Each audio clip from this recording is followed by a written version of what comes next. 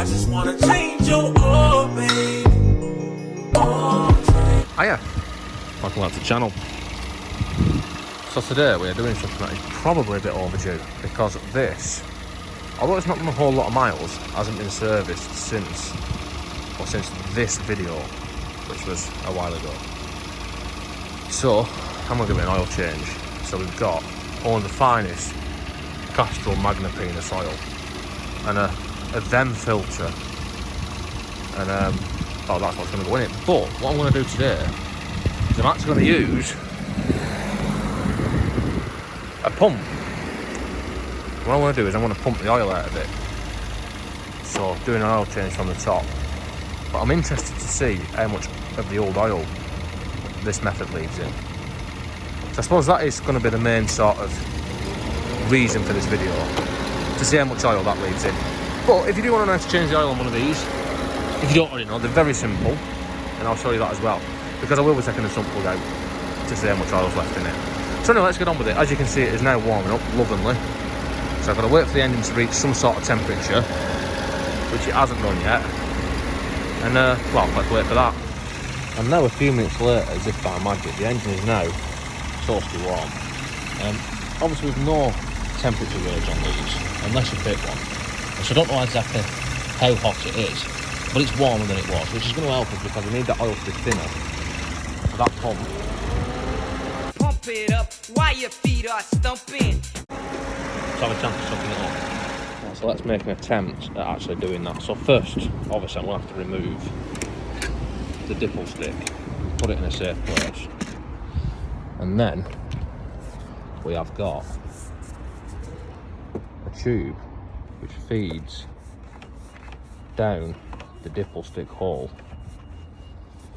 and then we just keep on going until it gets to the end, and then we take something for the oil to drain into, like so. And well, the button's broke on mine, as you can see, so to turn it on I just connect it. Yes, not doing anything. No, it did start working just as I yes.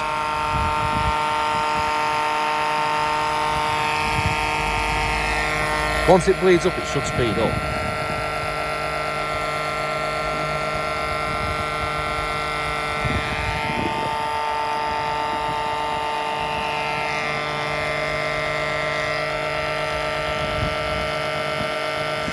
Yeah. I'm just going to keep on doing this and get all what I can out of it until it stops. Still going. Now it seems to not be pulling any oil out of it, so I'm just going to keep on wiggling this around, because the end of this could be curling up and then going out at the top of level, so I'll just keep on moving this around and make sure I get all I can. Yeah! And now it seems that no matter what I do with that, pushing it in and out and what have you, I can't seem to get any more out of it, so I think that's all I can get. Yeah, you might be able to hear me there because that's a bit of a noisy shitter, but that is all I can get out of it with the pump. So let's remove this nice and carefully, get rid of that oil, and to be disposed of it in an environmentally friendly, correct manner. And now I've done such, we can see how much is left in, and that involves going underneath the shitter and pretty much doing what we tried to avoid doing by using the pump in the first place. So as you can see, that was a complete waste of time. But it will be interesting to see. Well, it'll be interesting to me, probably to no one else, to see how much is left in. Now this car isn't actually a good contender for pumping the oil out anyway, because you've still got to get underneath it for the oil filter. Anyway, let's see how much is left in it. As you can see, I'm carefully removing this.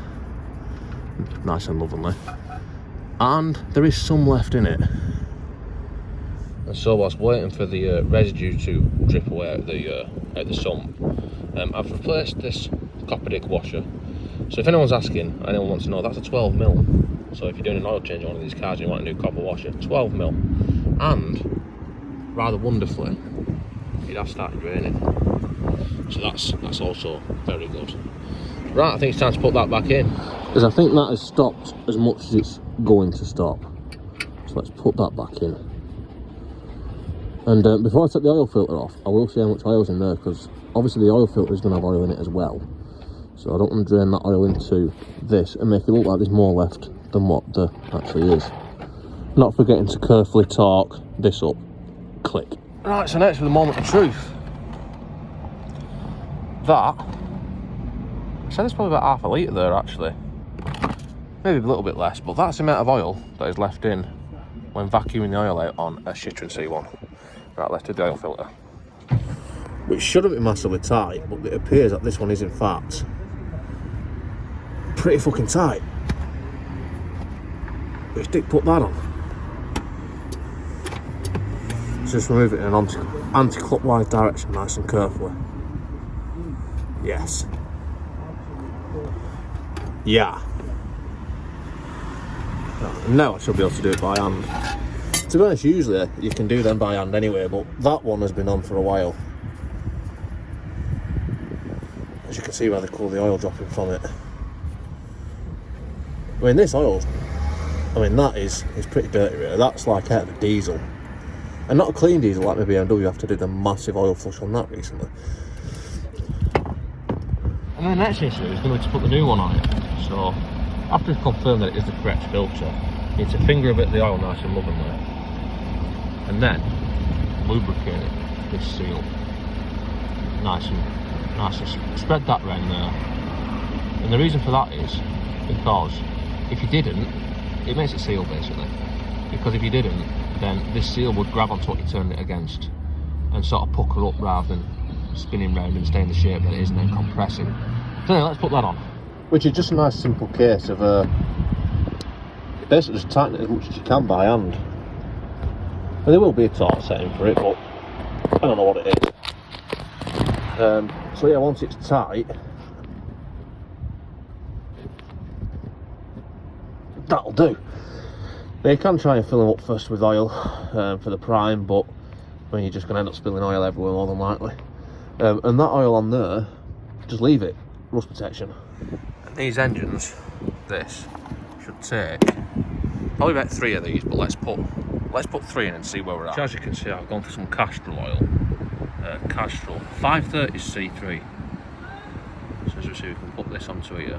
We have put our sun plug back in, and then right, you can actually, that fits in there perfectly. To drain the contents of the whole bottle so you don't lose any drops. Now I'm going to put another 2 in. Now that I've installed 3 bottles of oil, I should be able to run it. Well, I will be able to run it, but I'll just make sure that it's got some oil showing on the dipstick before I do. Yeah. So obviously the next thing is to carefully insert that back into there. And then start the engine. Waiting for that light to go out. Yes. And now it's been running prime through the filter and everything, it's just going to be a case of tapping off the oil level with that. But I need to leave it a few minutes first for everything to settle. So I'll get rid of this in the meantime. So if we check the oil level now, we can see that it's very clean. But it's not actually, it's about halfway up by the looks of that. Well, let's make sure. Yeah, it seems to be about there. Which is fine, because anywhere between them 2 dots is fine. And on most cars, that is a litre, or if you're in America, that's a quart. Which is pretty much the same as a litre. So between them 2 dots, if it's at the bottom, usually most cars will need a litre. So I'm going to put a little bit in to get it up to the top mark. Yes!